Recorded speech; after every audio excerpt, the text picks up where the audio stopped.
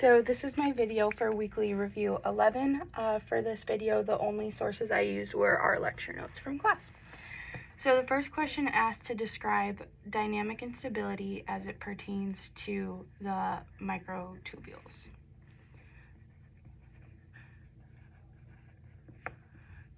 So in short, dynamic instability in microtubules means that they can grow and they can shrink.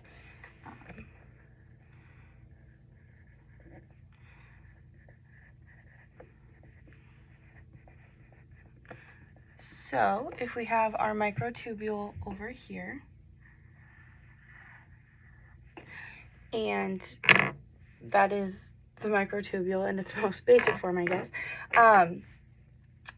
In order for it to grow, GEF, the GEF factor, GEF,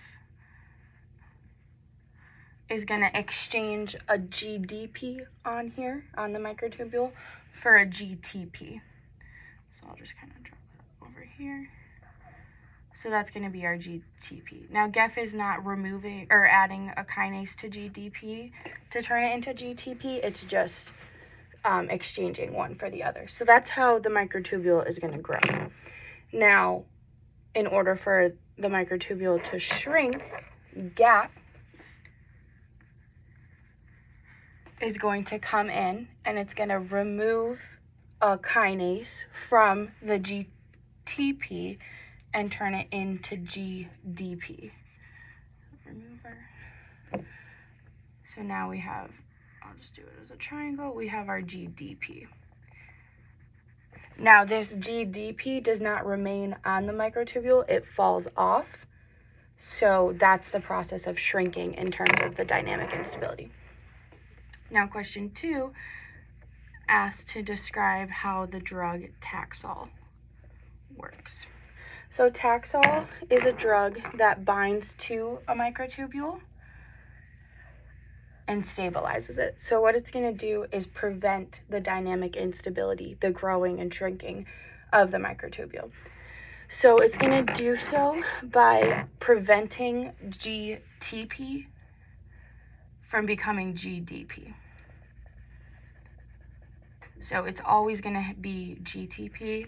GAP is not going to be able to come along and remove that kinase. What this is going to do is, obviously, it prevents the disassembly, the shrinking, the dynamic instability part of it, but it also stops cell division because it does not allow for this cell with the drugs attached, which I didn't draw, but our Taxol is over here. So it does not allow this cell to pass the mitotic checkpoint, the mitotic spindle checkpoint.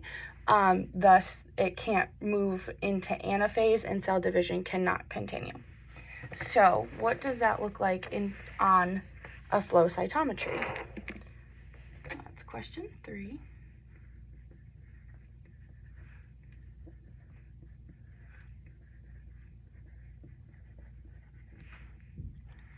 So here's our flow cytometry. And so as I said, this cannot move into anaphase. So you're gonna fix that. This cell is gonna be able to go through G1, so that's gonna look the same.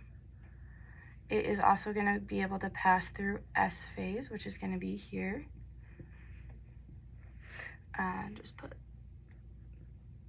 so our number of cells over here, and the amount of DNA in those cells, per cell, I should say. But that mitotic spindle checkpoint exists at the M phase. So normally, if you're not treated with Taxol, this is what a normal flow cytometry would look like. And this is G2 up here. This is G1/M. Oh no, I screwed that up again. This is G1, and this is G2. So that's what normal flow cytometry looks like. Now, in our cells that are being treated with Taxol, though, make sure you can still see, the axes are still the same, so number of cells, amount of DNA per cell. It's still going to be able to go through G1.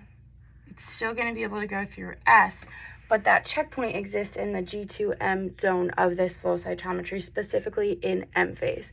So there might be a little bit because it is able to go through G2, but it's going to be severely decreased in the one being treated with Taxol, because cells are not passing that checkpoint.